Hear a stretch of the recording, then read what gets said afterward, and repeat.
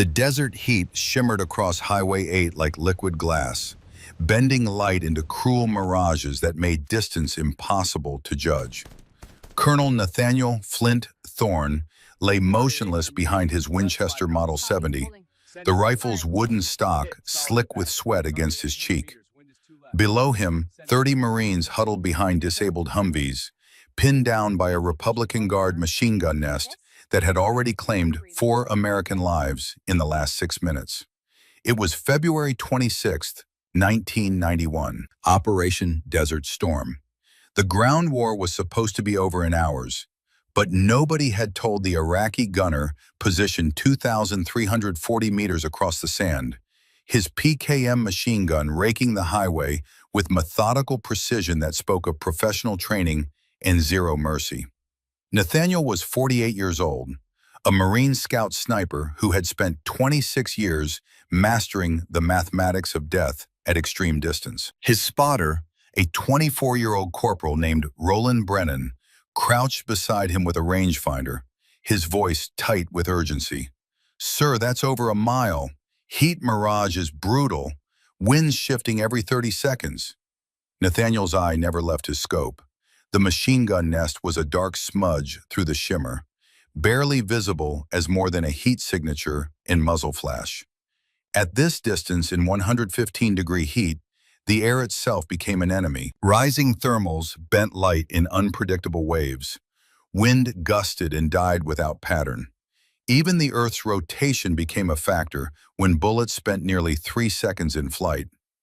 "Math doesn't care about difficult, Corporal," Nathaniel said quietly. "It just is." He watched the mirage bands rolling across the desert like ocean waves. 8 feet of vertical rise, maybe 10. That meant 3 additional mils of elevation to compensate for the light bending downward. The wind. He wet his lips, felt the moisture evaporate instantly. 12 miles per hour from his left, but decreasing across the valley floor, probably dropping to 8 at the target. The machine gun fired again. A Marine screamed. Nathaniel's breathing slowed. 4 seconds inhale, 6 seconds exhale. His heart rate dropped from 72 beats per minute to 60, then 58. The rifle's crosshairs settled on a point 18 inches above and 14 inches left of where his eyes told him the target should be. Not where he saw the nest, where mathematics promised it actually was. The trigger broke at precisely 3.5 pounds of pressure. The Winchester's .30-06 Springfield round erupted from the barrel at 2,800 feet per second, spinning 4 times every 12 inches as it clawed through superheated air. For 8 seconds, the bullet fought physics itself, gravity pulling it earthward, wind pushing it sideways, air resistance slowing its velocity below the speed of sound halfway through its journey. Nathaniel stayed locked on his scope, counting in his head. 1 Mississippi, 2 Mississippi, 3. The machine gunner's head snapped back. The PKM fell silent. 2 more figures rushed to man the weapon. Nathaniel cycled the bolt, chambered another round. The second shot took 2. 9 seconds to cross the impossible distance. The assistant gunner collapsed. 1 more rush toward the gun. 1 more shot.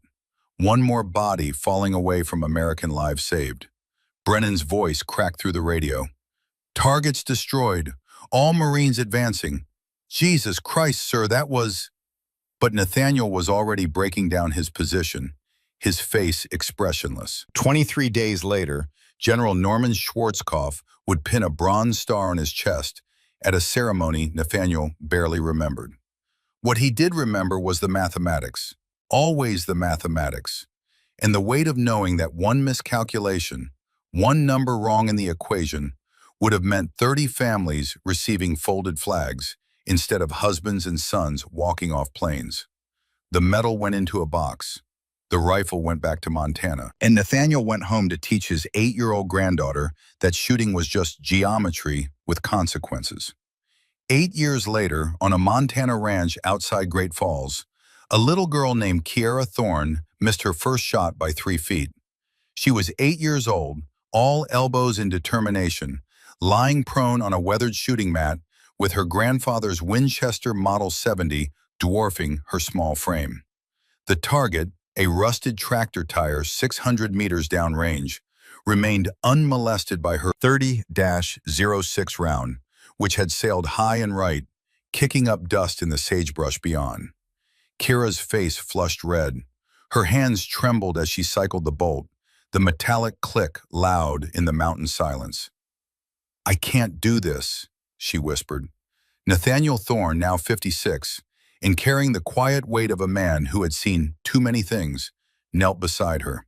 His calloused hand rested gently on her shoulder. "Tell me what you did wrong." "I don't know. I aimed right at it." "And that's your first mistake." Nathaniel's voice was patient, the tone of a teacher who understood that lessons learned through frustration lasted longer than those given freely. "Bullets don't fly straight, Kira.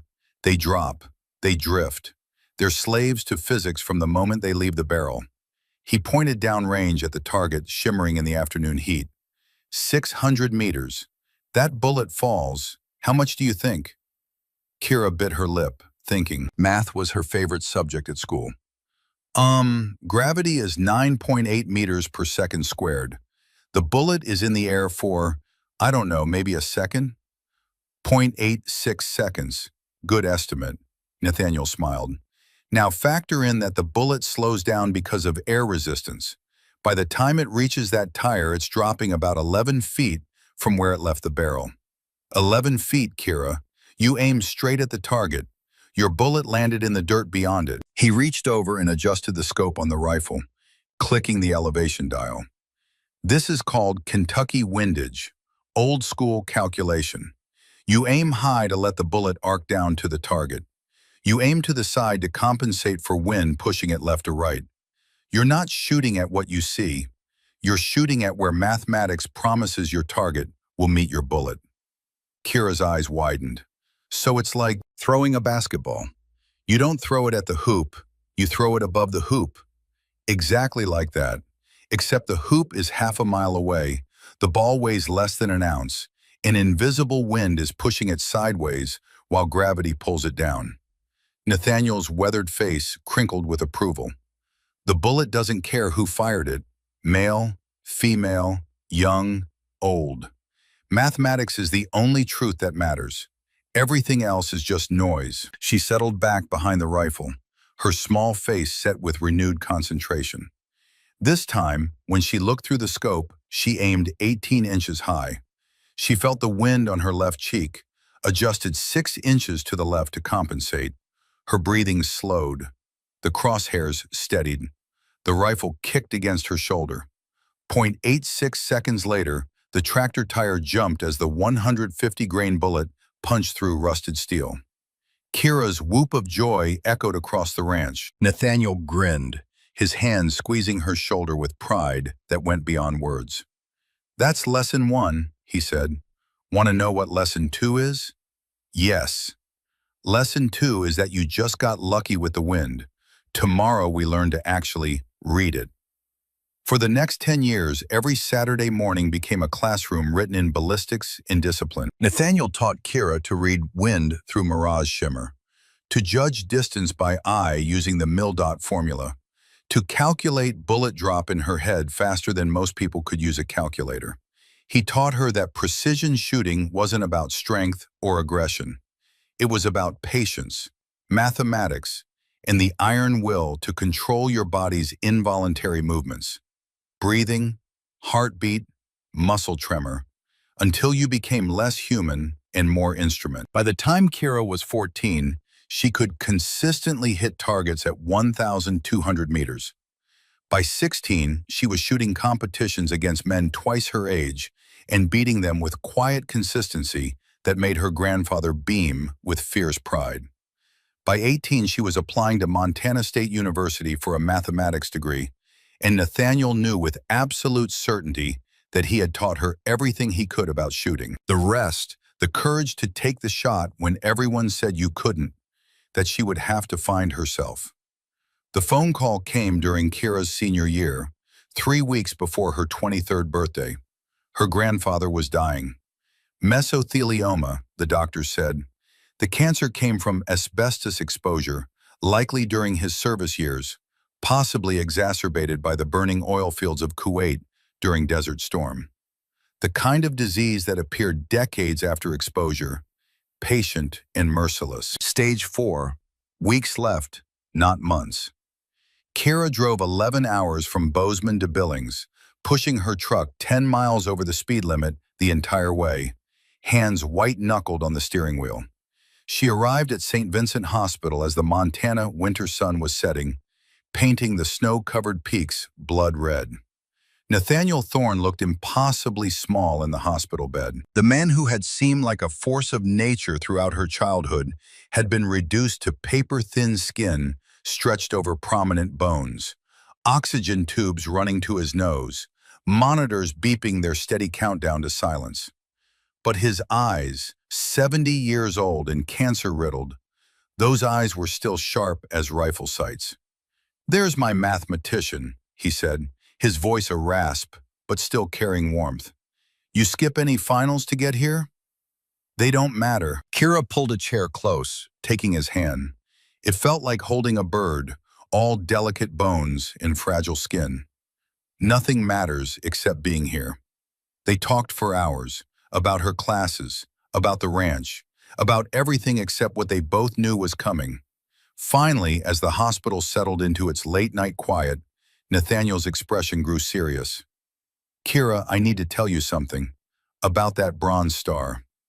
"Grandpa, you don't have to." "Yes, I do." His grip on her hand strengthened slightly. "That shot in Iraq. Everyone remembers the distance, the conditions, the Marines I saved. But what nobody talks about is that I was terrified. Not of dying, of missing. Of those 30 boys dying because I couldn't make the math work." He paused, breathing carefully through the oxygen tubes. "I lay there for 40 seconds, calculating, and in those 40 seconds, I heard every voice that had ever told me a shot like that was impossible. Every instructor who said extreme distance was luck, more than skill. Every doubt I'd ever had about whether I was good enough. But you made the shot." "I made the shot because I decided that being terrified of missing was less important than taking the chance to save them. That's the difference between a good sniper and a great one.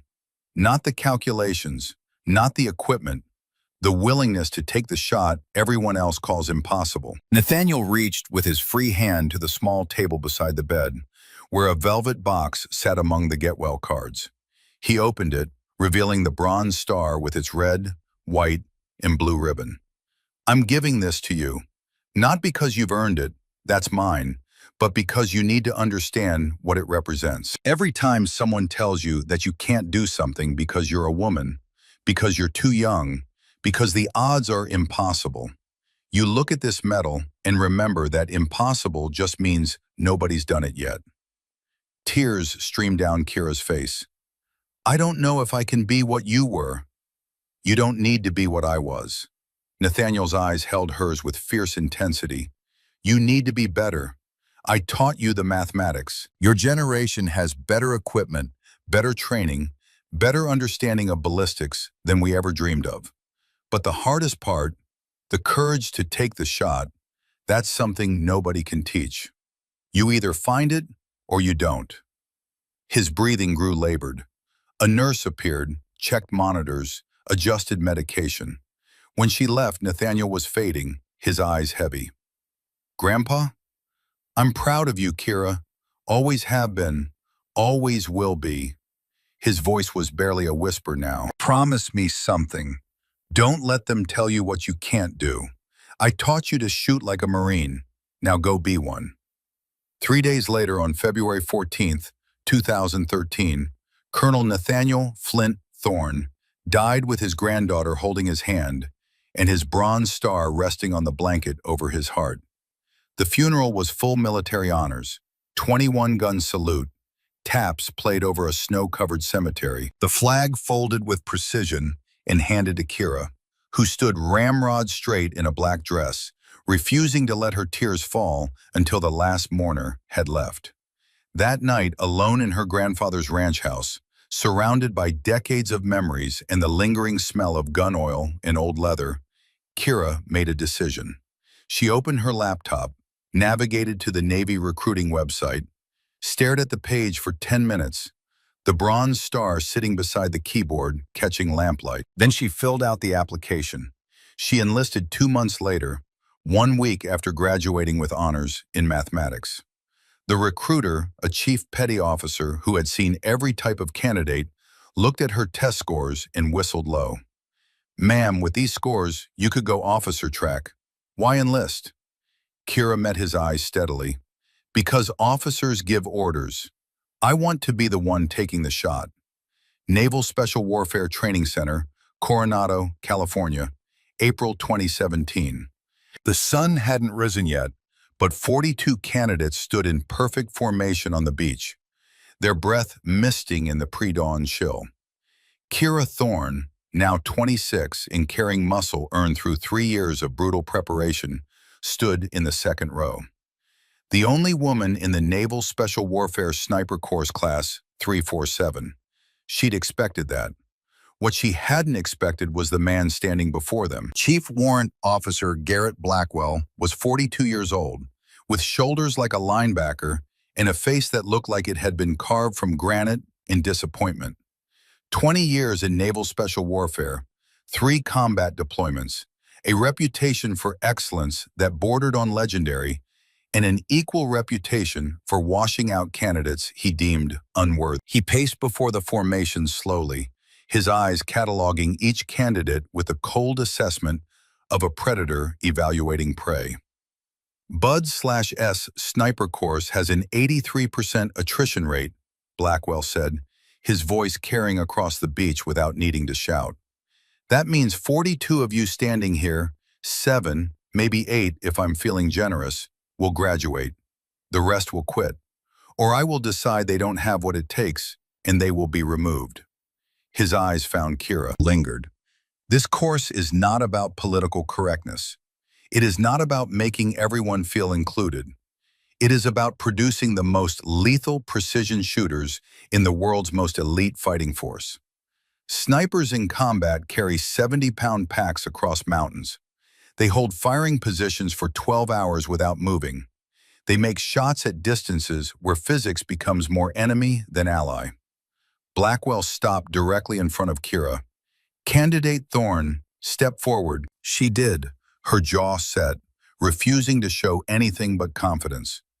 "You scored highest on the entrance exam. Impressive. Tell me, candidate, why does a woman want to be a sniper?" The question hung in the air like a grenade with the pin pulled. Every candidate was watching, every instructor. This was the moment that would define her entire course. Kira looked Blackwell directly in the eyes. "Sir, bullets don't care about gender. They care about mathematics and trigger discipline. I'm here because I can calculate wind drift faster than most candidates can use a ballistics app. And I can hold a firing position until my heart rate drops below 55 beats per minute. Gender is irrelevant. Skill is everything." Blackwell's expression didn't change. "Confidence is good. Arrogance will get you killed. We'll see if you back up those words." He stepped back. "All candidates, 20-mile ruck march. Full gear. You have 4 hours. Move." The beach erupted into controlled chaos as candidates rushed to their packs. Kira hefted hers, 72 pounds including Rifl, and started moving. Beside her, a candidate named Morrison muttered under his breath, 4 hours to prove she doesn't belong." She didn't waste breath responding. She just marched. Week 4. The attrition rate was tracking perfectly to prediction. 30 candidates remained. The morning stress test started with an 18-mile ruck march, this time in full combat load. Then, with zero rest, candidates moved directly to the shooting range, hands trembling from exhaustion, hearts hammering at 180 beats per minute, every muscle screaming for rest. Blackwell stood at the firing line, his expression giving away nothing. Standard qualification shoot, 1,000 meters, 10 shots, 2-minute time limit. He paused, his eyes finding Kira again. Male candidates shoot at 800 meters today. They're fatigued. It's reasonable accommodation. The implication hung in the air like poison. The other candidates looked at her, waiting. Candidate Thorne, your target is 1,000 meters. Unless you'd like the accommodation? Every fiber of her body was shaking. Her legs felt like they'd been beaten with hammers. Her hands tremored with an 8 hertz frequency that made precise shooting nearly impossible. The smart play, the tactical play, was to take the 800-meter target and preserve her scores. She thought of her grandfather, dying in a hospital bed, making an impossible shot because 30 lives depended on not taking the easy option. 1,000 meters, sir. No accommodation needed. Blackwell nodded slightly. Your funeral. Candidates, you have 2 minutes starting now. Kira dropped into prone position, her Macmillan TAC 50 settling against her shoulder like an old friend. The rifle weighed 30 pounds. Her arms shook under the strain. Through her scope, the target at 1,000 meters wavered and danced, her exhausted body making the crosshairs jump erratically. Breathing. That was the key. She fell into the familiar rhythm, slow inhale, slower exhale, finding that moment between breaths where the body stilled completely. Her pulse steadied at 54 beats per minute. The crosshairs finally settled. Wind was 12 miles per hour, left to right. At 1,000 meters with a .50 BMG round, that meant, her exhausted brain did the math automatically, 5.8 mils of hold. Elevation, 13.2 MOA. First shot. The rifle thundered. Through the scope, she saw dust kick up 3 inches left of center mass. Adjust. Fire. Center mass. 1 down.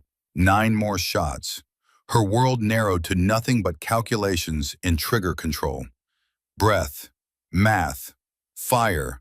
The rhythm of precision overriding the screaming of her exhausted muscles. When the 2 minutes ended, she'd fired all 10 shots. Her arms gave out, and she collapsed onto her side, gasping. Blackwell walked to her position, examining her target through binoculars.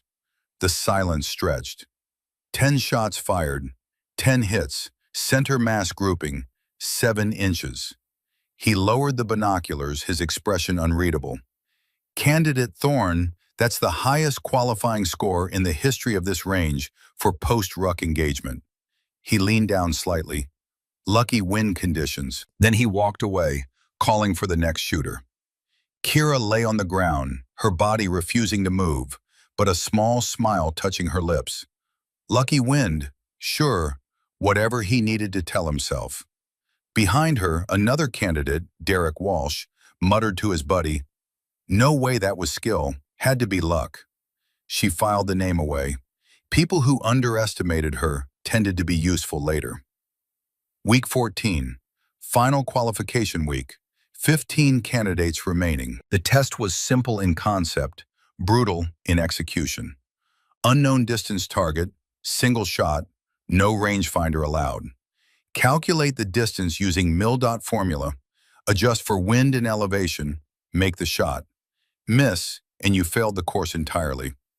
Kira checked her rifle the night before, as she did every night. The TAC 50 was pristine, every component she'd personally inspected and maintained. She went to sleep confident. She woke at 400 and immediately knew something was wrong. Her hands moved over the rifle with practiced efficiency, checking bolt carrier, barrel, scope. Everything seemed normal until she looked through the optic at a distant landmark she'd memorized for reference. The parallax was off, significantly. Parallax error occurred when the scope's internal focus didn't match the target distance, causing the reticle to appear to move against the target when the shooter's eyes shifted position. At long range, it could throw shots by feet. Someone had adjusted her scope's parallax setting from infinity to approximately 200 meters. In 15 weeks of training, not a single rifle had been tampered with. The punishment for sabotage was immediate dismissal and possible criminal charges. But here, the night before final qualification, Someone had risked everything to ensure she failed. She had two options: report it and trigger an investigation that might delay testing, making her look weak and paranoid, or fix it herself. Kira checked her watch.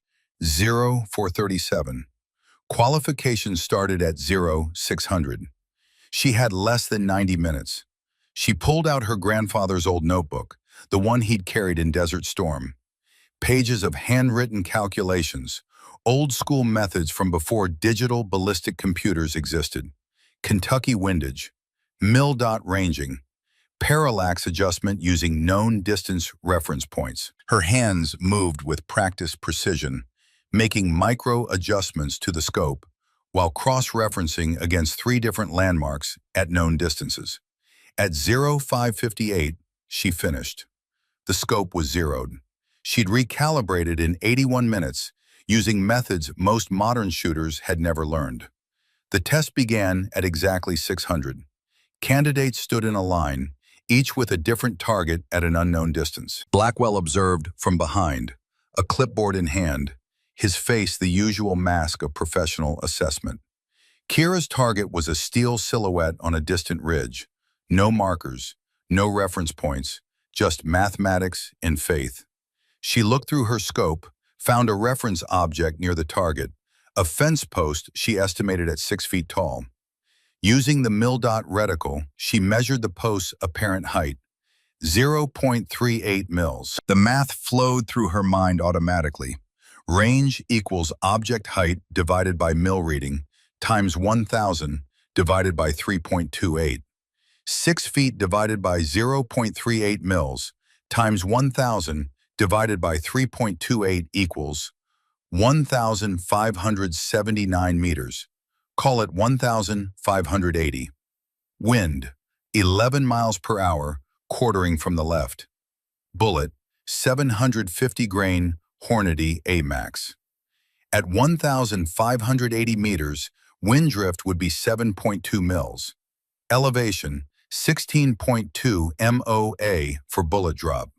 She made her adjustments, settled into position. Her breathing slowed naturally into the practiced rhythm. Heartbeat dropped to 58 beats per minute. The shot broke clean. 3.1 seconds later, the steel target rang with a sound like a church bell. Dead center. Blackwell walked to her position, his clipboard showing her scores.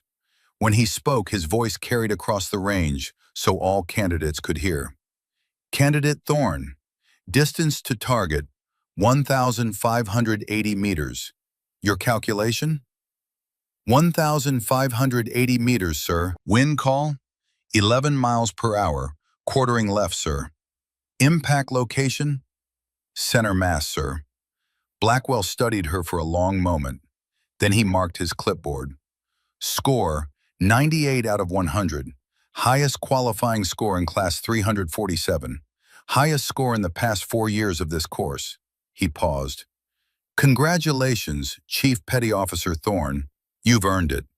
The deliberate use of her rate, she'd been promoted 3 months earlier, was his way of acknowledging she was no longer a candidate. She was a graduate. That night, after the graduation ceremony where she stood as the first woman to complete the course in that cycle, Kira found Blackwell in his office. Sir, I need to report something. He looked up from paperwork. Go ahead, Chief. My rifle was tampered with. Night before final qual. Parallax was deliberately miscalibrated. Blackwell's expression didn't change. Did you file a report? No, sir. I fixed it myself. Do you know who did it? I have suspicions. No proof. Blackwell leaned back in his chair. Chief Thorne, in your career, you will face enemies who respect rules of engagement and enemies who don't. You'll face equipment failure, weather that tries to kill you, and teammates who doubt your abilities. The question isn't whether obstacles appear, it's whether you overcome them without needing someone to hold your hand. He stood, moving to a filing cabinet, pulling out a folder. For what it's worth, I suspected something might happen. I had range security footage reviewed. We know who did it. He's being processed for administrative separation as we speak. Kira felt vindication wash over her. followed immediately by something else. Sir, I don't want special treatment or protection. I want to succeed or fail on my own merit. This isn't special treatment. Blackwell's voice was firm. This is maintaining standards. Sabotage is sabotage, regardless of target. That candidate would have been dismissed if he'd done it to any graduate. He paused. But you're right about one thing. You'll face worse in the field. Much worse. Are you ready for that? Yes, sir. We'll see. Blackwell handed her a folder. Your next assignment, SEAL Team 6, Viper Squadron. You ship to Virginia in 2 weeks. They requested you specifically after reviewing your scores. His expression softened almost imperceptibly. Your grandfather would be proud, Chief. That Bronze Star he earned, you're on your way to matching it. Kira left his office with the folder under her arm and her grandfather's medal in her pocket, its weight somehow lighter now. She'd proven she could make the shot. The hardest part was done. She had no idea that the impossible shot was still ahead of her, waiting in the mountains of Afghanistan, where mathematics and courage would collide at a distance that made her qualification look easy. But that revelation would come later. Tonight, she was simply a newly graduated sniper, 26 years old, standing on a California beach watching the sunset paint the ocean gold. Tomorrow, she would become a warrior. Tonight, she allowed herself to simply be her grandfather's granddaughter, carrying his legacy forward, one perfectly calculated shot at a time. Helmand Province, Afghanistan, March 2018. The compound materialized through Kira's spotting scope like a ghost solidifying from desert heat. Mud brick walls the color of dried blood, flat roofs bristling with communications equipment, and 3 vehicles parked in a courtyard that intelligence said belonged to a bomb maker responsible for 17 American casualties in the past 9 months. Kira had been in Afghanistan for 6 weeks. This was her 4th mission with SEAL Team 6, Viper Squadron. And for 4 missions, she'd been relegated to what the team politely called Reserve Overwatch, a tactical position that basically meant sitting on a distant ridge while the real operators conducted the actual raid. The reason was simple.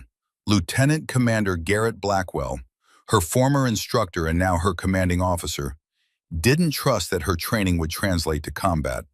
Not yet. Not until she proved herself under conditions where mistakes meant body bags instead of failed scores. She understood his logic. She hated it, but she understood it. Beside her, Master Chief Roland Ironhide Brennan adjusted his spotting scope, his weathered hands moving with the economy of motion that came from 3 decades in special operations. At 54, Brennan was ancient by SEAL standards, held together by scar tissue and what he claimed was pure spite. He'd volunteered to be her spotter after reviewing her qualification scores, saying only that he wanted to see if she was as good as the numbers suggested.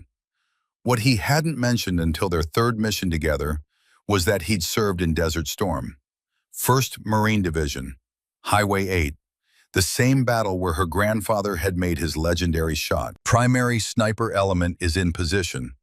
Brennan's voice was barely above a whisper, though they were 1,200 meters from the compound, with nobody within a kilometer of their hide site. Old habits. Viper Actual is calling mission start in 5 mics. Kira keyed her radio once to acknowledge, then settled deeper into her prone position. The Macmillan TAC-50 was an extension of her body now, 30 pounds of precision engineering that she'd learned to love and hate in equal measure. Love for its devastating accuracy at extreme range. Hate for the way it dug into her shoulder during 12-hour overwatch positions. The night was cool, temperature dropping toward 45 degrees after a day that had peaked at 94. Perfect shooting weather, minimal mirage, stable air density, predictable wind patterns. Through her night vision scope, the compound glowed green and grainy, thermal signatures blooming white where guards clustered around fires. Viper elements moving, Blackwell's voice crackled through her earpiece. All Overwatch positions, stand by. Kira watched through her scope as 8 shadows detached from the surrounding darkness and flowed toward the compound like smoke. SEAL team operations were poetry written in violence, precise, coordinated, beautiful in their terrible efficiency. The breach happened in seconds. Flashbangs strobed white through her night vision, then sustained gunfire, the sharp crack of M4 carbines overlapping with the deeper boom of shotguns blowing doors off hinges. Her finger rested outside the trigger guard, waiting, watching, ready for a target that would never come because she was 1,200 meters away and the fight was happening in rooms too small for precision rifle work. HVT secured, Blackwell's voice carried satisfaction. All elements prepare for extract. Another mission. Another successful operation. Another night where Kiera provided overwatch that wasn't needed. She was beginning to think she'd made a mistake. That maybe this wasn't where she belonged. That maybe the explosion turned night into day. The lead Humvee in the extraction convoy simply ceased to exist, replaced by a fireball that climbed 50 feet into the Afghan sky. The IED had been buried perfectly, triggered remotely, and now the SEAL element that had been moving toward the vehicles was exposed, caught in the open while secondary ambush positions opened fire from 3 directions. Contact, contact, IED strike, primary extract vehicle destroyed. Blackwell's voice had lost all its calm. All elements, find cover. Overwatch, we need fire support now. Kira's world sharpened to crystal clarity. Her eye found the scope. Her breathing steadied automatically. Brennan was already calling targets. PKM machine gun, northeast corner compound, 940 meters, elevated position. She found it. A 2-man crew behind a Soviet-era machine gun, the weapon's muzzle flash strobing in her night vision like a strobe light of death. They were chewing up the courtyard where 8 SEALs huddled behind a low wall that wouldn't stop rifle rounds, let alone machine gun fire. The math flooded through her mind unbidden. Range 940 meters. Elevation difference 23 meters, uphill angle. Wind 11 miles per hour, left to right. Temperature 46 degrees. Barometric pressure 29.8 inches. Her fingers adjusted the scope's turrets. 6.2 mils elevation. 2.1 mils wind hold left. Chief, Brennan's voice was tight. That's a moving target behind partial cover. Difficult shot. I have it, she said, her voice steady despite her heart hammering at 140 beats per minute. Her radio crackled. Thorne, can you make that shot? Blackwell's voice. She didn't answer with words. She answered with her trigger finger. The TAC-50 bucked against her shoulder. 1.8 seconds later, through her scope, she watched the machine gunner's head snap back in a spray that looked black through night vision. The gun fell silent, but his assistant was already reaching for the weapon. Kira cycled the bolt. The empty brass casing ejected, spinning through the air to land with a soft clink on the rocks beside her. Fresh round chambered. Target acquired. Math recalculated. He'd moved 2 meters forward, now 938 meters. Fire, 1.9 seconds. The assistant gunner collapsed across the weapon. A third fighter rushed from shadows toward the silent gun. Cycle, chamber, acquire, calculate, fire, 2.0 seconds. Target down. 3 confirmed kills, machine gun silenced. Brennan's voice carried something that might have been awe. Jesus Christ, Chief. 3 shots, 3 kills, 42 seconds total time. The radio erupted with controlled chaos as the SEAL element used the suppression to bound back towards secondary extract vehicles. Kira kept her scope moving, searching for new threats. But the surviving enemy fighters had melted back into the compound's maze of rooms, unwilling to face the invisible sniper who just dismantled their ambush in less than a minute. 15 minutes later, all friendly forces were extracted. 0 additional casualties. The bomb maker was in custody, and Kira had earned her first 3 combat kills. Back at Forward Operating Base Shank, as dawn painted the Hindu Kush Mountains in shades of amber and gold, Blackwell found her in the armory, cleaning her rifle. Good shooting tonight, Chief. She looked up from wiping carbon fouling from the bolt carrier. Thank you, sir. Your grandfather, he was Colonel Nathaniel Thorne, right? 1st Marine Division, Desert Storm? Yes, sir. Blackwell pulled up a chair, his usual command presence softening slightly. I looked up his record after you graduated sniper course. That shot on Highway 8, 2,340 meters, saved 30 Marines. That was Brennan's unit. Kira's hands stilled on the rifle. Master Chief told me, after our second mission together, he was there when your grandfather made that shot. 24 years old, scared shitless behind a disabled Humvee while a Republican Guard machine gun was walking fire toward his position. Blackwell's eyes were distant, seeing something else. Brennan said he watched your grandfather take 40 seconds to calculate. 40 seconds while men were dying, and then one shot. One impossible shot, and they lived. He stood, moving toward the door, then paused. You just did something similar. 3 shots instead of 1, but the same ice water in your veins. Same refusal to accept impossible. He looked back at her. You're not Reserve Overwatch anymore, Chief. You're primary sniper, Viper Squadron. Brennan's your permanent spotter. Don't make me regret this. I won't, sir. After he left, Kira sat alone in the armory, the smell of gun oil and solvent surrounding her like incense, and allowed herself one moment of pride before exhaustion pulled her towards sleep. She dreamed of her grandfather, lying in a hospital bed, his hand in hers, his voice telling her to take the shots nobody else would take. She had no idea how prophetic that dream would become.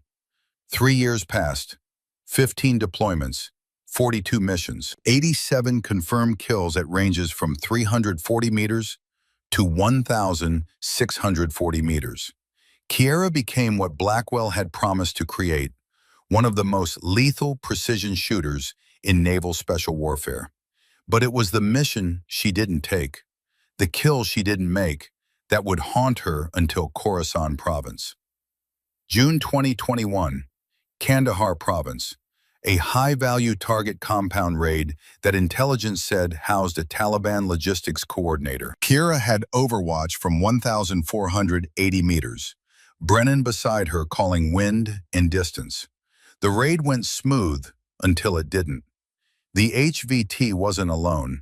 He had security, professional fighters who'd clearly expected contact. The firefight spilled into the compound's courtyard, and through her scope, Kira acquired a target. Male, military age, AK-47 in hand, drawing a bead on a SEAL breacher who was focused on a door and wouldn't see the threat until it was too late. Easy shot. 1,480 meters. Stable position. No wind. Just squeeze the trigger and save a teammate's life. She hesitated. 2 seconds. Maybe 3. The target's face was visible in her scope. Bearded, mid-30s, a red scarf around his neck. Something about his movement pattern, the way he'd taken cover, spoke of training that went beyond Taliban irregulars. Professional, dangerous, but also calculating, not panicked. In those 2 seconds of hesitation, the target shifted position, moving behind a wall. The SEAL breacher, a chief petty officer named Marcus Webb, had to assault the position directly. He took 2 rounds to his plate carrier, survived, but cracked ribs and a punctured lung meant medevac and 6 months recovery. The after-action review cleared Kira. She'd had no clear shot once the target moved. Nobody blamed her. Nobody except herself. Blackwell called her into his office the next day. Chief, what happened? I hesitated, sir. Why? She'd thought about this all night. Something about the target seemed wrong. Like engaging might compromise something larger. Like he was important beyond just that moment. Blackwell studied her for a long time. Your instinct was partially correct. Post-raid intelligence identified 2 bodies from that compound. One was the logistics coordinator we wanted. The other was a Chechen mercenary we didn't know was there. The target you hesitated on, the one with the red scarf, he escaped. We believe he was Dmitry Volkov. The name meant nothing to her then. Also known as the Vulture, former Russian Spetsnaz, defected to Chechen rebels in the Second Chechen War, now freelances for Taliban and other groups. He's credited with 63 confirmed American KIA over the past 6 years, most of them officers, pilots, and snipers. Blackwell's voice was flat. You had the Vulture in your crosshairs, Chief, and you hesitated. The words hit like a physical blow. Sir, I'm not reprimanding you. Hesitation happens. What matters is whether you learn from it. He slid a folder across his desk. This is Volkov's file. Every American he's killed, every mission he's interfered with. I want you to study it, memorize it, because if you ever see him again, there can't be hesitation. Understood? Yes, sir. That night, Kira read the file cover to cover. 63 names, 63 families destroyed, 63 futures erased by a single man whose skill with a rifle matched or exceeded her own. She'd had him, and she'd let him go. It would take 18 months before she had a chance at redemption. Bagram Airfield, January 2022. The briefing room was packed, 24 SEAL operators, 6 support personnel, and enough brass to make Kira uncomfortable. Lieutenant Commander Blackwell stood at the front beside a large tactical display showing the mountains of Khorasan province. Intelligence has located Dmitry Volkov, Blackwell began without preamble. The Vulture. He's operating in Khorasan province, believed to be coordinating with Taliban forces preparing for spring offensive operations. The room's energy shifted. Everyone knew the Vulture's reputation. 3 days ago, Taliban forces ambushed a Marine convoy near Kalat-e-Nazar. The attack was coordinated, professional, and included precision sniper fire that killed Marine Captain Bradley Morrison with a single shot at 1,840 meters. The round was 7.62 by 54R, Volkov's signature caliber. He left a shell casing with a carved vulture. Blackwell pulled up an intercept transcript. 2 hours ago, we recorded Taliban communications referencing American female operators. The translation is, he paused, his jaw tight. The exact phrase was, bitches at 3,000 meters. They're specifically mocking Chief Thorne's recent operations. Every eye in the room turned to Kira. She kept her face neutral, but inside, something cold and sharp crystallized. Volkov wasn't just taunting Americans. He was taunting her specifically. Our mission, Blackwell continued, is threefold. Primary, capture or eliminate high-value target Fahim Razak, bomb maker responsible for 17 American casualties. Secondary, locate and eliminate Dmitry Volkov. Tertiary, disrupt Taliban preparations in Khorasan province. He outlined the operation. 12-man SEAL element would raid Razak's compound near Kalat-e-Nazar village. Kiera and Brennan would provide overwatch from a ridgeline 2,100 meters away. Other sniper teams would cover alternate approaches. Chief Thorne, Blackwell's voice was formal now, command voice. Your primary sniper for this operation. Master Chief Brennan is your spotter. Your position gives you overwatch on the compound and surrounding terrain. If Volkov appears, he's your target. Questions? No, sir. Good. We insert in 36 hours. Dismissed. As the operators filed out, Brennan caught Kira's arm. Chief, a word. They walked to an empty section of the airfield, the Hindu Kush mountains looming like sleeping giants in the distance. I need to tell you something, Brennan said quietly. About that day in Iraq, Highway 8, your grandfather's shot. Master Chief, you don't have to. Yes, I do. His eyes were distant, seeing across 31 years. I was the radio man, 24 years old, third deployment, and I was more scared than I'd ever been in my life. That machine gun had us completely pinned. We'd lost 4 men already. I could hear the rounds impacting closer, walking toward our position. I knew I absolutely knew I was going to die in that desert. He turned to face her fully. Your grandfather was 150 meters away on a different piece of ridgeline. I watched him through binoculars, watched him take position, make calculations, adjust his scope. It took 40 seconds, felt like 40 hours, and then he fired. Brennan's voice grew thick. I saw the machine gunner drop through my binos, just stopped existing. And your grandfather fired twice more, and suddenly we could move, could fight back, could live. 30 of us walked away from that highway because one man refused to accept that the shot was impossible. He gripped her shoulder. That debt, saving my life, I can never repay it, but I can spot for his granddaughter. I can help you become even better than he was. And I can tell you with absolute certainty, you have his gift. The ice water in your veins. The ability to make the math work when it matters most. Kira felt tears threatening and forced them back. What if I hesitate again, like with Volkov last year? Then you hesitate, Brennan said simply, and then you take the next shot. Your grandfather didn't teach you to be perfect. He taught you to be brave. There's a difference. They stood together in the Afghan twilight, sniper and spotter, bound by legacy and shared purpose. Master Chief? Yeah, Chief. If we find Volkov, I'm not hesitating this time. Good, Brennan said, because he won't either. Khorasan Province, March 15th, 2022, 0340 hours. The mountains were a study in darkness and silence.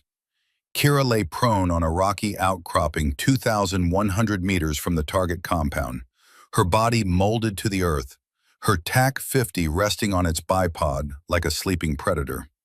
Beside her, Brennan scanned with his spotting scope, his breathing barely audible. They'd been in position for 14 hours.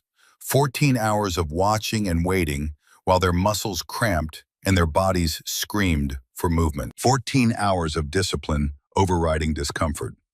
Through her night vision scope, the compound was a collection of green-tinted buildings arranged around a central courtyard. Intel said the bomb maker Razak was inside, sleeping, unaware that 12 SEALs were creeping through the darkness toward his door. The temperature had dropped to 38 degrees. Light fog rolled through the valleys below, thick enough to obscure ground-level movement, but thin enough at her elevation to maintain clear sightlines. Perfect conditions for what they called a cold bore shot. The first round fired through a barrel that had cooled to ambient temperature, theoretically the most accurate shot in any sequence. Viper elements in position, Blackwell's voice whispered through her earpiece. Mission start in 90 seconds. Kira's finger moved inside the trigger guard, resting lightly on the two-stage trigger. Not yet, just ready. The breach happened at exactly 0400. Flashbangs, gunfire, the usual symphony of controlled violence. Through her scope, Kira watched thermal signatures bloom white as SEALs flowed through the compound, room by room. Then everything went wrong at once. The compound erupted with return fire. Not panicked resistance, but coordinated, professional suppression. Hidden fighting positions opened up from 3 directions. RPG rounds streaked through the darkness, and Blackwell's voice cut through the radio traffic with an edge of controlled panic. Contact! Heavy contact! Compound was hardened! We're pinned! Through her scope, Kira watched the SEAL element caught in a killing zone, taking cover behind walls that wouldn't stop sustained fire. 8 men trapped, maybe 90 seconds before casualties started mounting. Brennan was already scanning. Stand by. I'm looking for... There, Northwest Ridge, bearing 315, range. He paused, rechecked his rangefinder, rechecked again. Chief, 5-man team, setting up indirect fire, 82 millimeter mortar, ranges 2,470 meters. The number hung in the air between them like an impossible promise. 2,470 meters, 1.4 miles, farther than she'd ever shot in combat, farther than her qualification distance, farther than almost any confirmed kill in naval special warfare history. And they were setting up a mortar that could rain high-explosive rounds directly onto the SEALs in 40 seconds. Viper 1, Phantom, she keyed her radio. I have visual on mortar team, Northwest Ridge, 2,470 meters. Silence. Then Blackwell's voice, tight with stress. Say again distance? 2,470 meters, sir. Negative, Phantom. That's extreme range.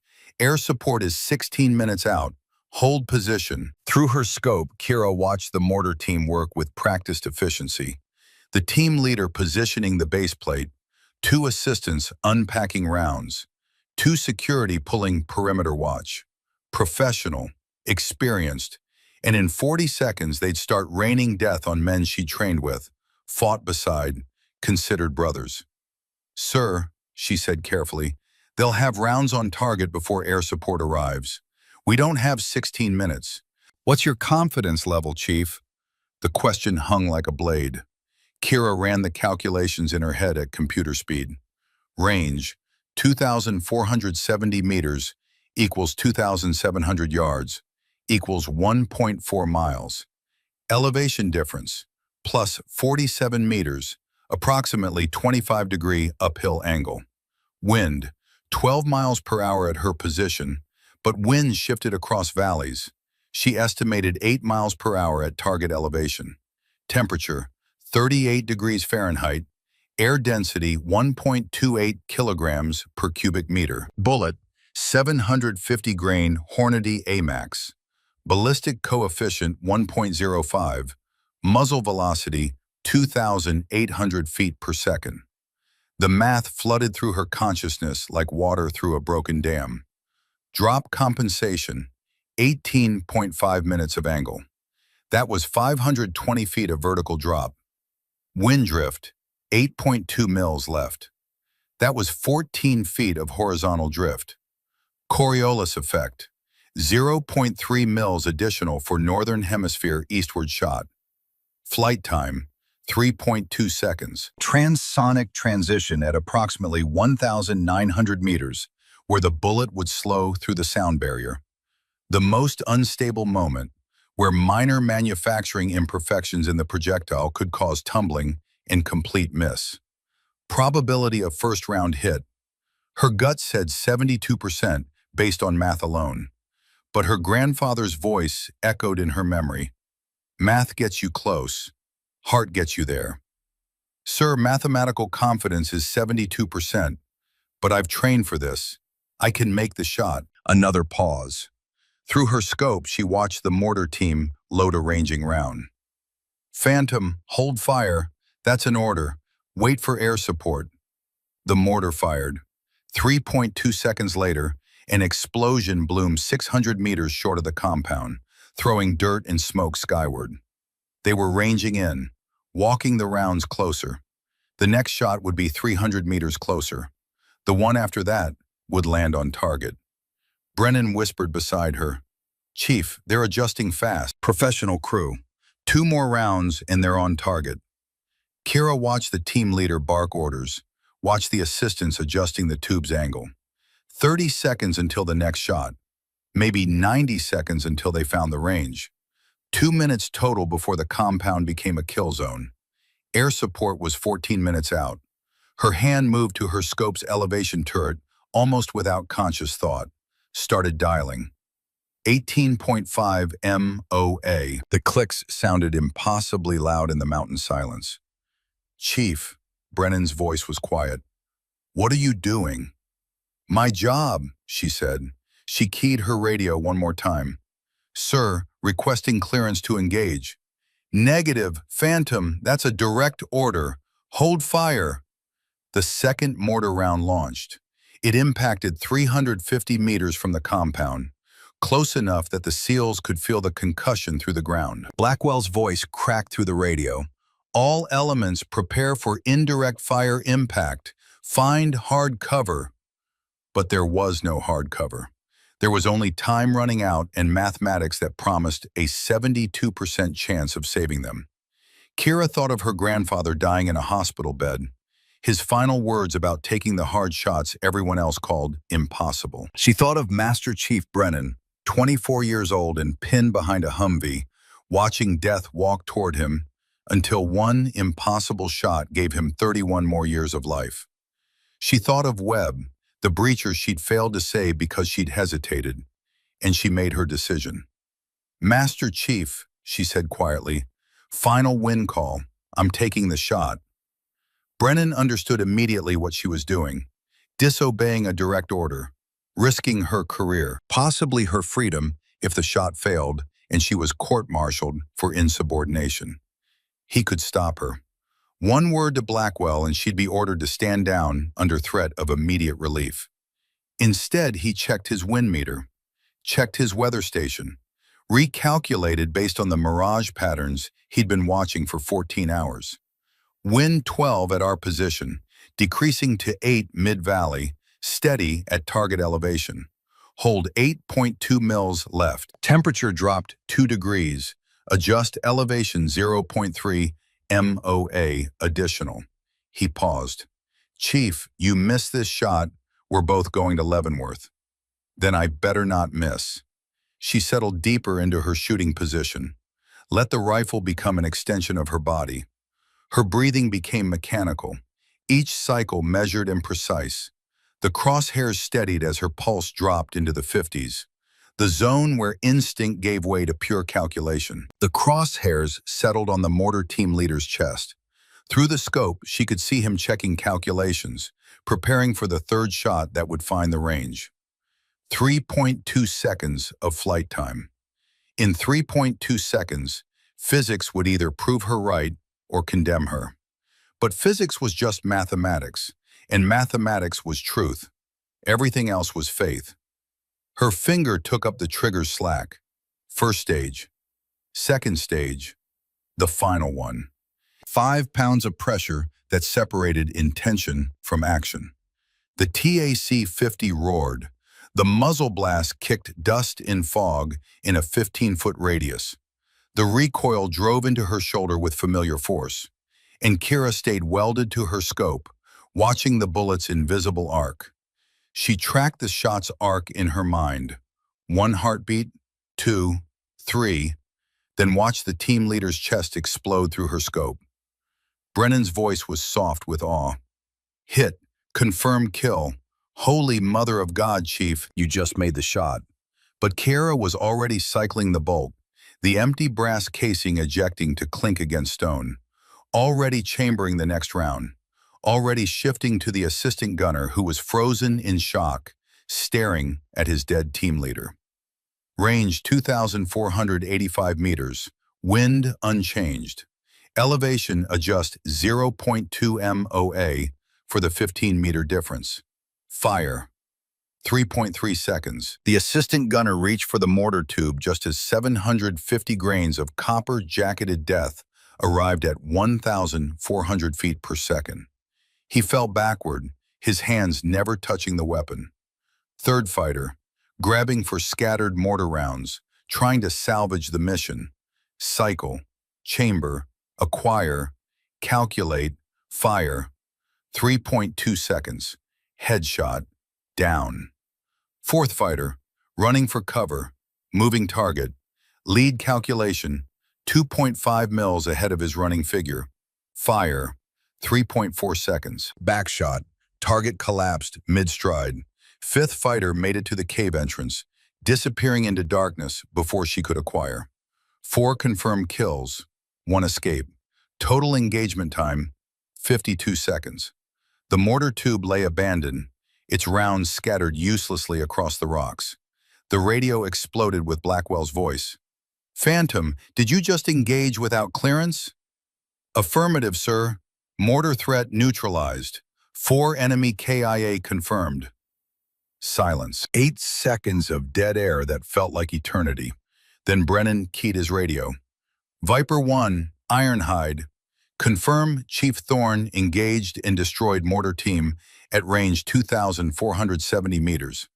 I observed all impacts through spotting scope. Request ISR drone confirm kills for official record. More silence. Finally, Blackwell's voice came back, carrying something between anger and awe. Phantom, that was insubordination. That was also the finest piece of shooting I've ever witnessed. ISR confirms 4 enemy KIA, mortar threat eliminated, Viper element moving to secondary extract point. We're clear because of you. I'll deal with the disobedience later. Right now, outstanding goddamn work, Chief. Kiera collapsed behind her rifle, her body shaking with adrenaline dump. Her hands trembled. Her breath came in ragged gasps. She just disobeyed a direct order in combat.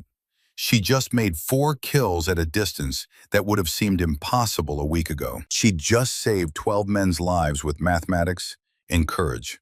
And somewhere in the mountains, Dmitri, the vulture Volkov, was watching, learning, preparing his response to the woman who just announced herself as his equal.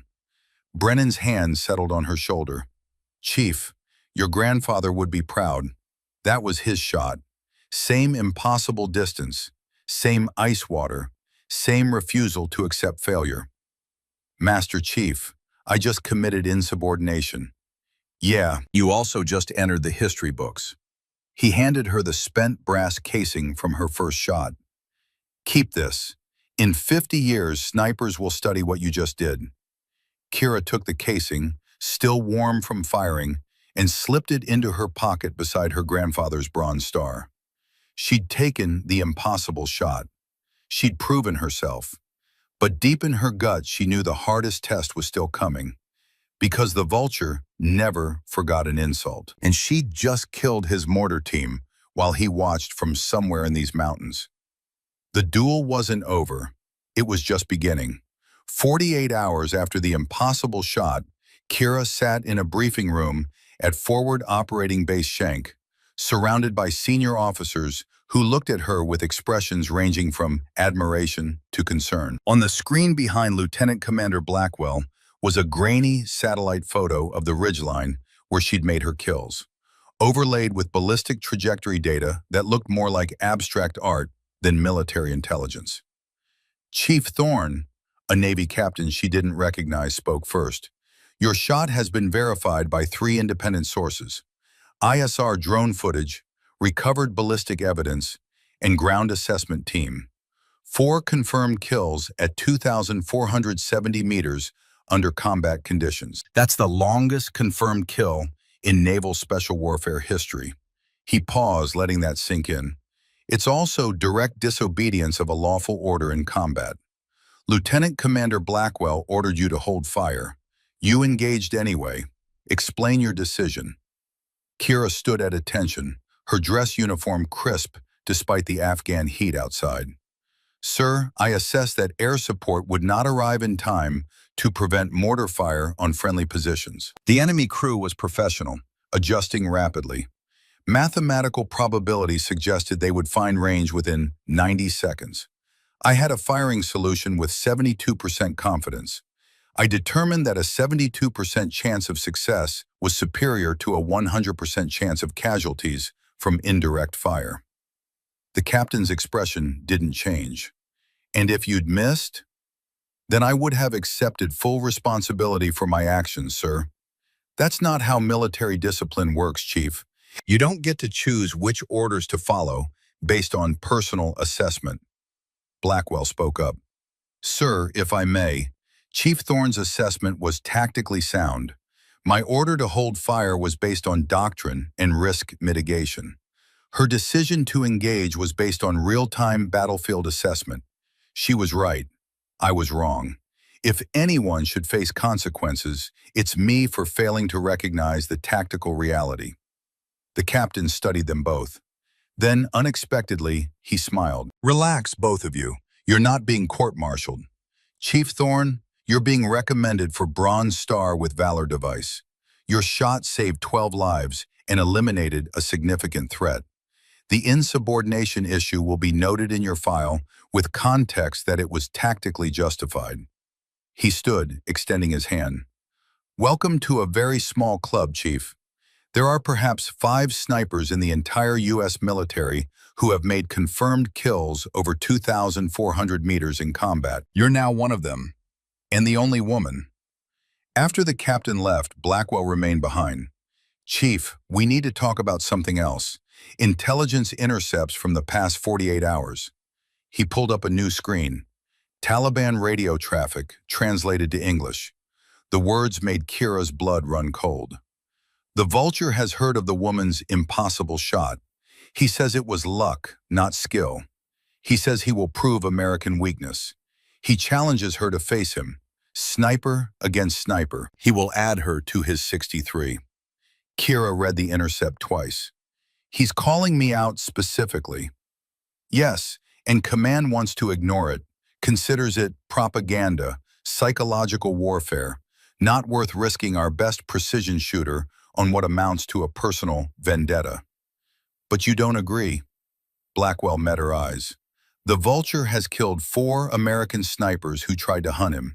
63 total American KIA over 6 years. He's not just a propaganda problem. He's a genuine threat who happens to be using you as bait. He paused. If we ignore this, he'll keep killing. But if we engage, we risk losing you to someone who might be better than both of us combined. Master Chief Brennan and I can take him. Can you?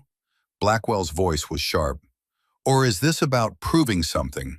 About the hesitation 18 months ago when you had him in your scope and didn't fire? The question hit like a physical blow because it was true. Part of her did want redemption for that moment of doubt, for the 2 seconds that had let the vulture escape and kill dozens more Americans. Sir, it's about finishing the mission. That's what we do. That's what my grandfather did in Desert Storm. When there's a threat, you eliminate it. You don't walk away because it's dangerous. Blackwell studied her for a long moment. Then he nodded.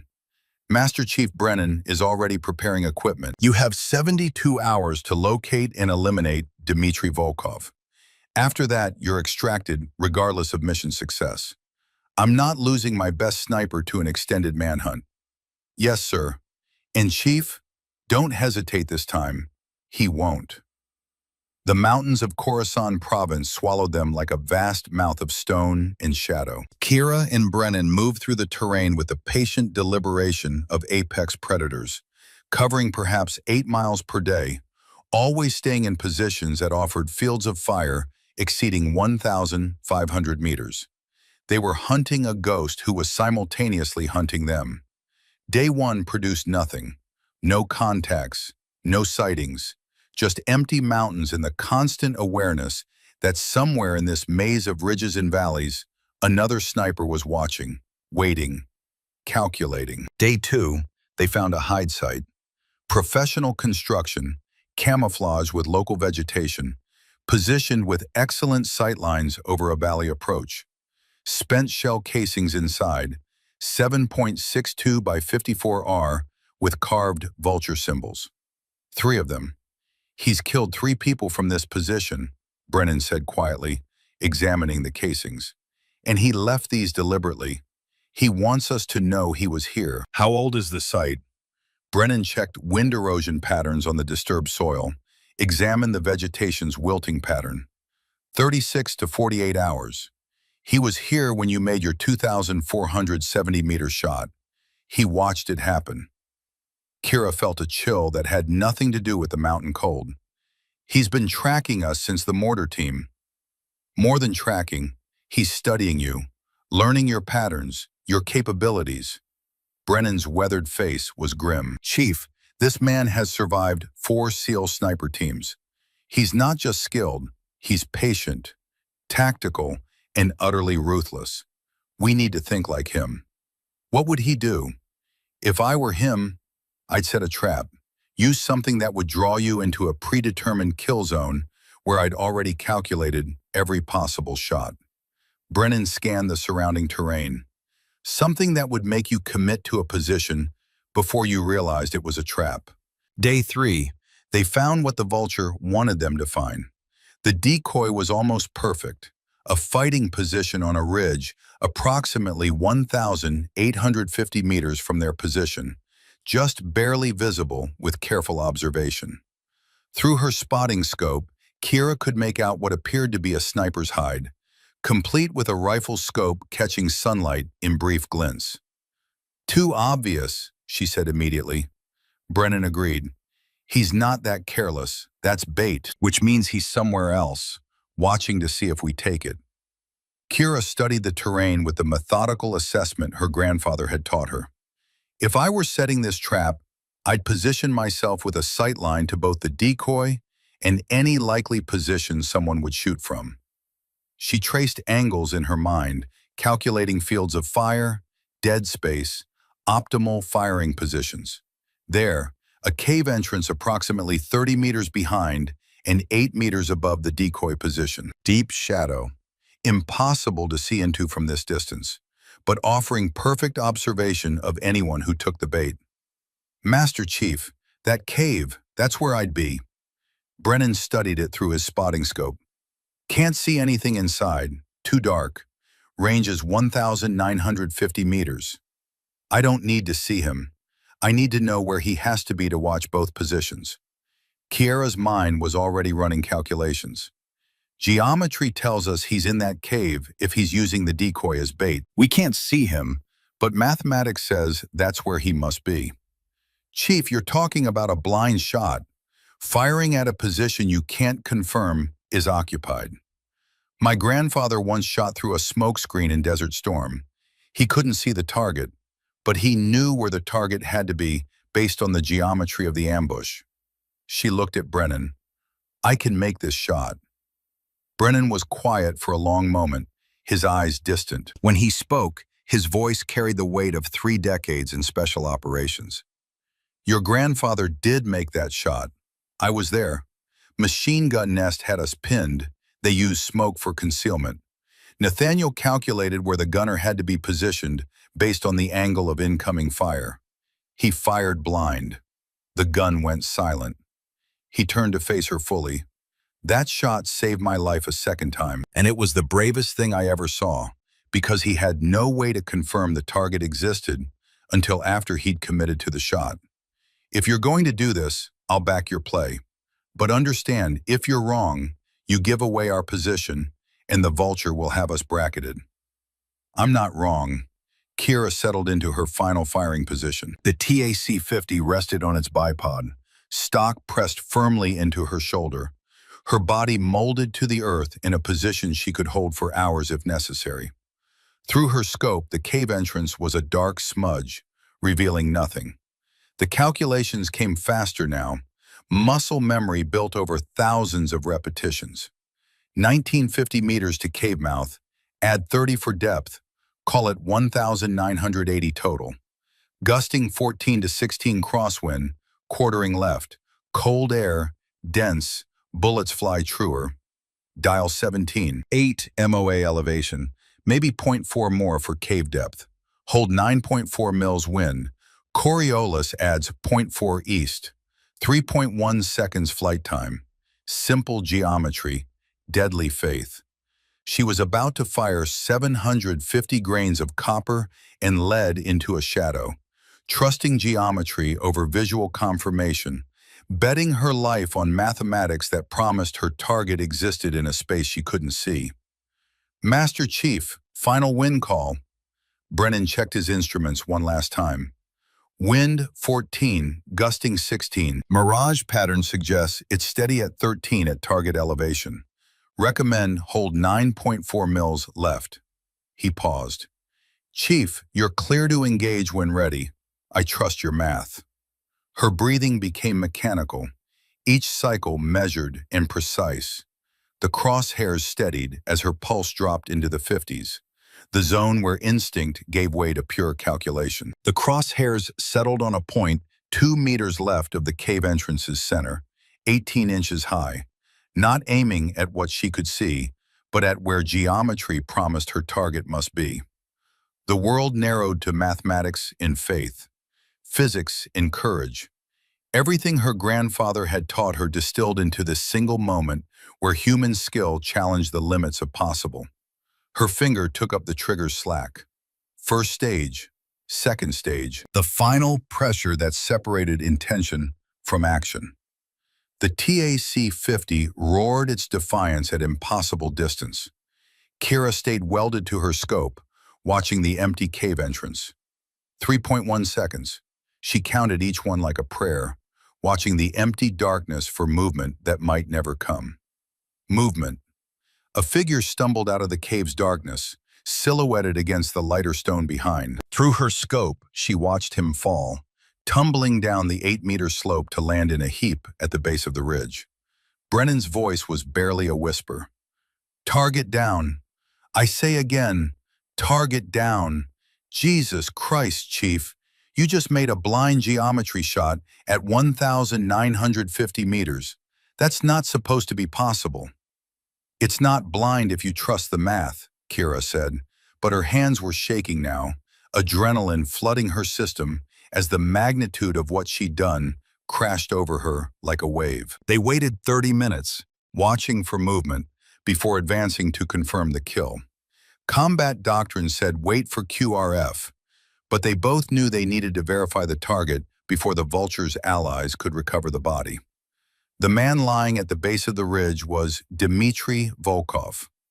Kiera knew it from the intelligence photos she'd memorized, but seeing him in person was different. He looked almost ordinary, mid-40s, graying beard, weathered skin from years in mountain warfare. In his pocket, they found 64 shell casings, each carved with a tiny vulture, 63 for his confirmed kills. The 64th blank, prepared for the victim he'd expected to claim. He'd been preparing to add her to his collection. Her .50 BMG round had struck him center mass, just left of the sternum. Through and through wound. Death would have been nearly instantaneous. But there was something else in Volkov's pocket. A photograph, worn at the edges from years of handling. Brennan pulled it out carefully. The image showed two men in military fatigues, arms around each other's shoulders, grinning at the camera. One was clearly a younger Volkov, maybe mid-20s. The other?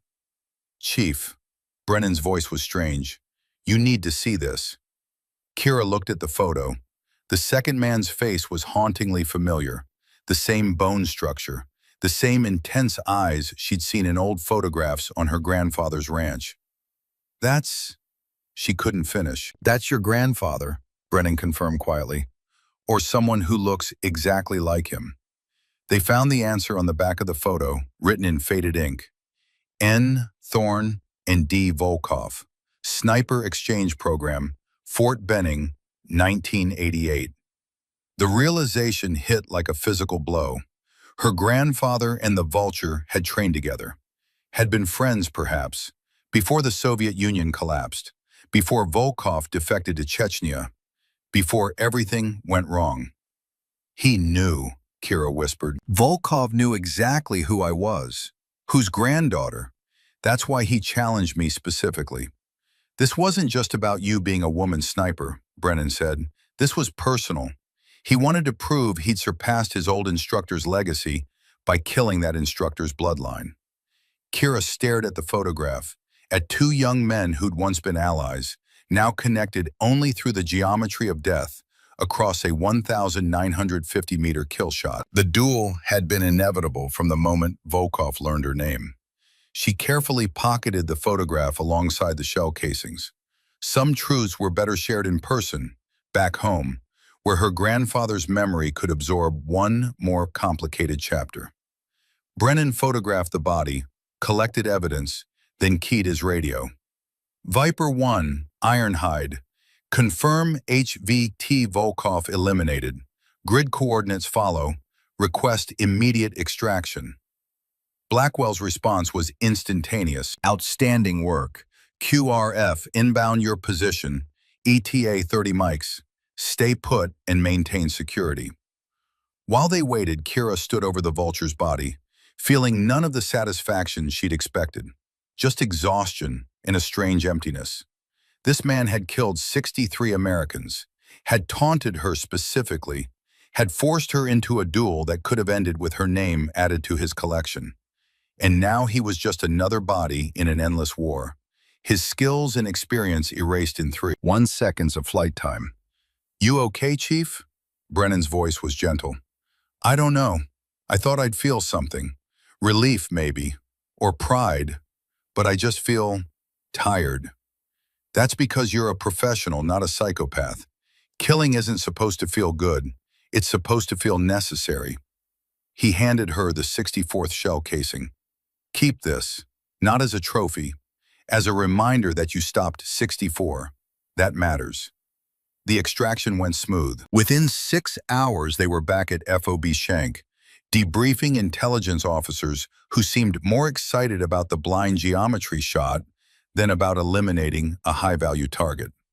Within 12 hours, the story was spreading through naval special warfare channels. The female sniper who'd made 2 impossible shots in 1 week, who'd beaten the vulture at his own game.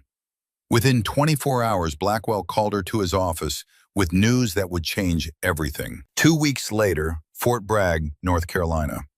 Spring sunshine filtered through the windows of a ceremony hall packed with naval special warfare personnel, senior officers, and a handful of civilian guests who'd been cleared for attendance. Kira stood at attention in her dress blues, the uniform feeling strange after months in combat fatigues. Beside the podium, a display showed satellite imagery of both her shots, the 2,470-meter mortar team engagement and the 1,950-meter blind geometry shot that had eliminated the vulture. Lieutenant Commander Blackwell stood at the podium, reading from a citation that would be added to official records. The President of the United States takes pleasure in presenting the Bronze Star Medal with Combat Distinguishing Device to Chief Petty Officer Kiera Thorne, United States Navy, for service as set forth in the following. For extraordinary heroism in combat operations against enemy forces on 15 March 2022, while serving as precision marksman with Naval Special Warfare. Chief Thorne displayed exceptional courage and tactical acumen when, under extreme combat conditions, she engaged and neutralized a 4-man enemy mortar team at a range of 2,470 meters, the longest confirmed precision kill in Naval Special Warfare history. Her actions directly saved the lives of 12 friendly personnel who were in immediate danger from indirect fire. Subsequently, Chief Thorne displayed continued exceptional skill and bravery by eliminating high-value target Dmitry Volkov at 1,950 meters through calculated blind geometry fire, ending a threat responsible for 63 American casualties. Chief Thorne's actions reflect great credit upon herself and are in keeping with the highest traditions of the United States Naval Service. Blackwell stepped forward and pinned the Bronze Star on her uniform, the weight of it settling just above her heart. The applause was thunderous, echoing off the walls. But the moment Kira would remember wasn't the ceremony itself. It came afterward, when Blackwell approached her privately in a quiet hallway.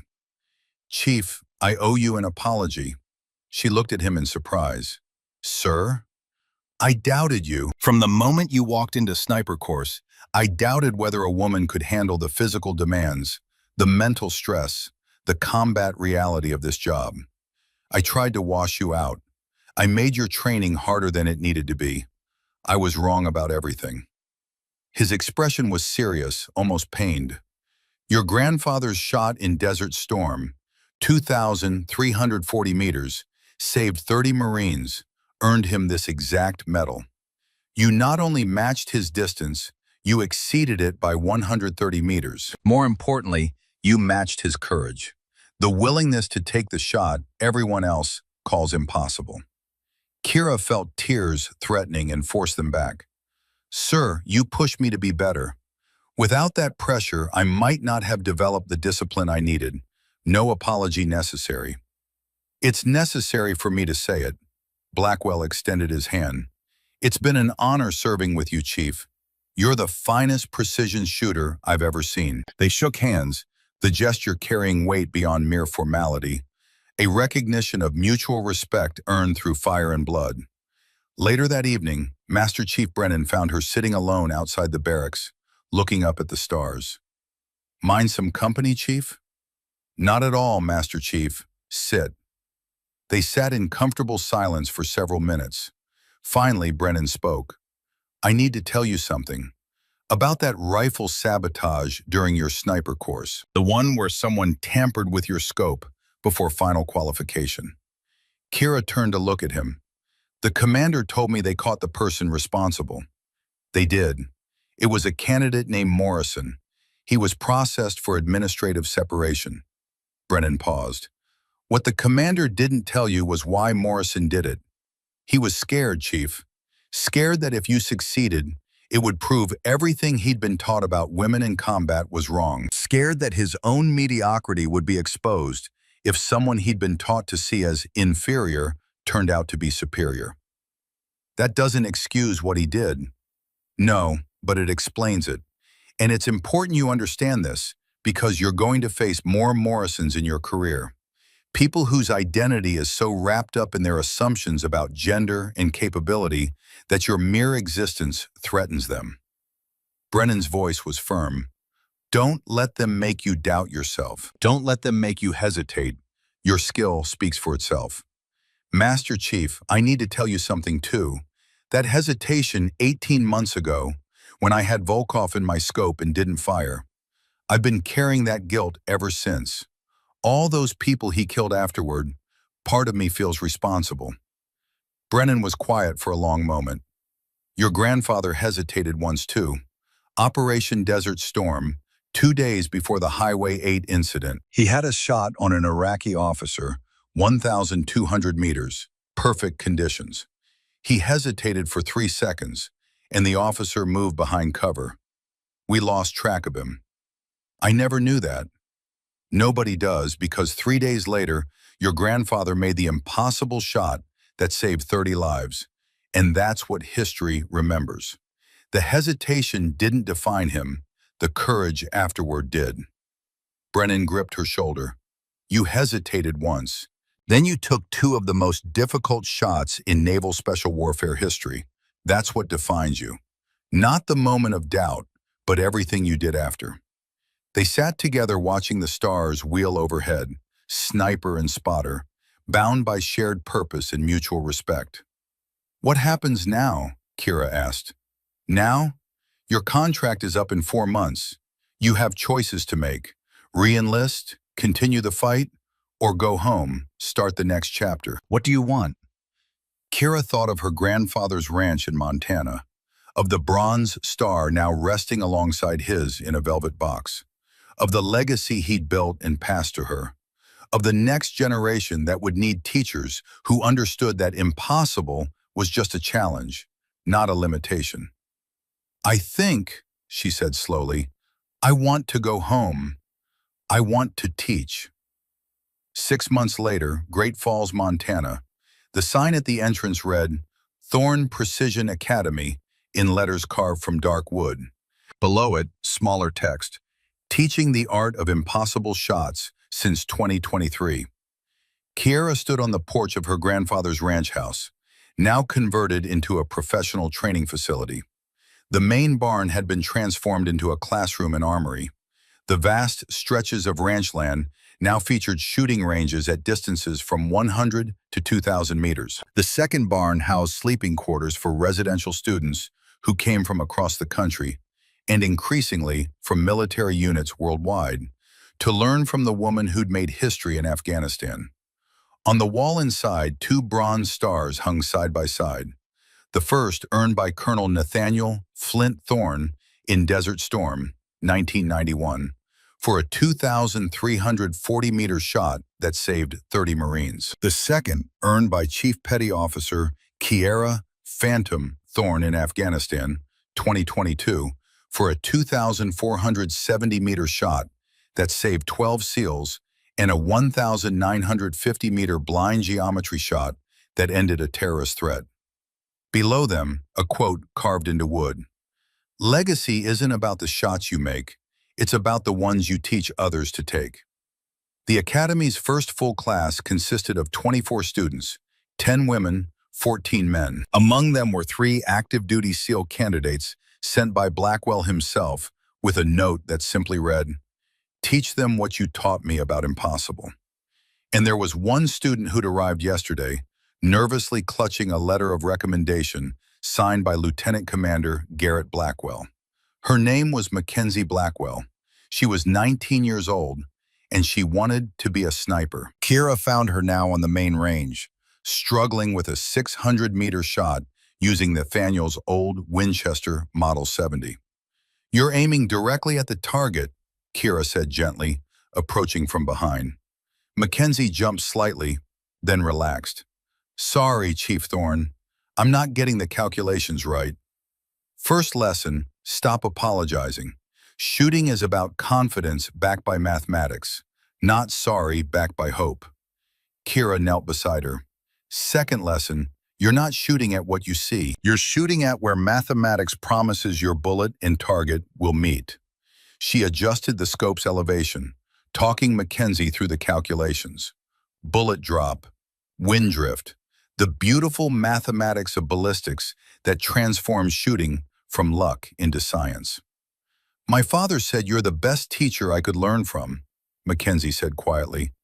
"He also said he used to doubt you, that he tried to make you quit, but you proved him wrong about everything. Your father pushed me to be better than I thought I could be."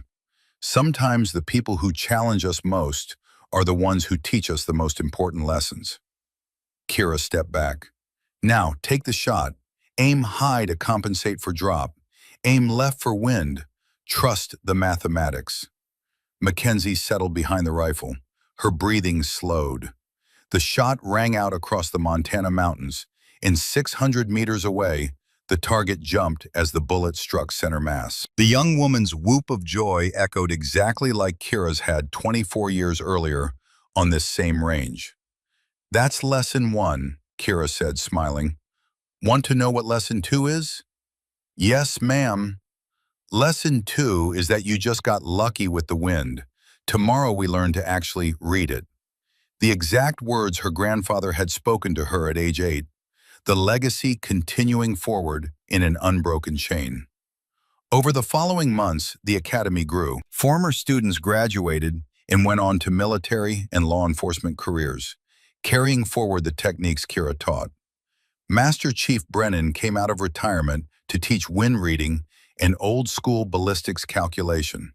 His stories of Desert Storm and Afghanistan filling the gaps between mathematics lessons. One student, a 23-year-old woman from Texas, made a 1,680-meter combat save during a deployment to Syria, crediting everything she'd learned at Thorne Precision Academy. She sent Kira a spent shell casing and a letter that simply said, "I made the impossible shot because you taught me it wasn't impossible." That casing joined others in a display case in the Academy's entrance hall, each one representing a life saved, a mission successful, a student who'd learned that limitations were often just lack of imagination combined with failure of courage. 3 years after opening, on a cold Montana morning with snow dusting the peaks, Kira stood on the range watching Mackenzie Blackwell, now graduated from BUD/S sniper course, now a chief petty officer herself, teaching a new group of students the fundamentals of long-range precision fire. Brennan stood beside Kira, his weathered face creased with satisfaction. "Your grandfather would be proud, Chief. You've built something that'll outlast both of us, not measured in shots made, but in shooters trained. He taught me that passing forward what you've learned matters more than personal accomplishment." Kira watched Mackenzie patiently correct a student's breathing technique. "She's going to be better than I was." "Good, that's the point." Brennan handed her an envelope. "This came this morning. You should read it."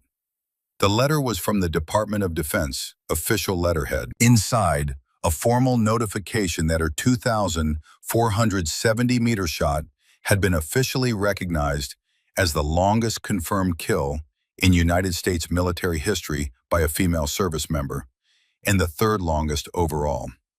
The letter included an invitation to speak at the Naval Academy about precision marksmanship and the importance of mathematical discipline in combat operations. Kira read it twice, then carefully folded it and placed it in her pocket beside her grandfather's Bronze Star, which she still carried every day. Also in that pocket, the photograph of Nathaniel and Dmitry Volkov, Fort Benning, 1988, A reminder that even enemies once started as students. That legacy could twist in unexpected directions. That the mathematics of ballistics connected lives across decades in ways neither algebra nor geometry could predict. You going to accept? Brennan asked. I think if you have knowledge that can save lives, you have a duty to share it. So yes. That evening, as the sun set over the Montana mountains, painting them in shades of amber and crimson, Kira stood alone in the ranch house, looking at the two bronze stars mounted side by side. Her fingers traced the engraving on her grandfather's medal. For extraordinary heroism, Iraq, 1991. Then her own. For extraordinary heroism, Afghanistan, 2022. Two generations, two impossible shots. Two people who'd refused to accept that the word impossible meant anything more than a challenge to be calculated and overcome. Outside, she heard Mackenzie calling students to evening formation for the day's final debrief. Young voices responding with discipline and enthusiasm. The next generation of warriors learning that courage plus mathematics equaled impossible made possible. Kira smiled, touching both bronze stars one final time. Her grandfather had saved 30 Marines with one impossible shot. She'd saved 12 SEALs with two more. But the students she trained and would train, they would save hundreds, maybe thousands. She walked outside into the Montana sunset, ready to teach the next lesson, to train the next shooter, to pass forward the knowledge that her grandfather had given her 24 years ago on this same ranch. The impossible shot wasn't just about distance or conditions or calculations. It was about refusing to accept limitations, about trusting mathematics when instinct failed, about taking the shot everyone else called impossible because lives depended on someone being brave enough to try.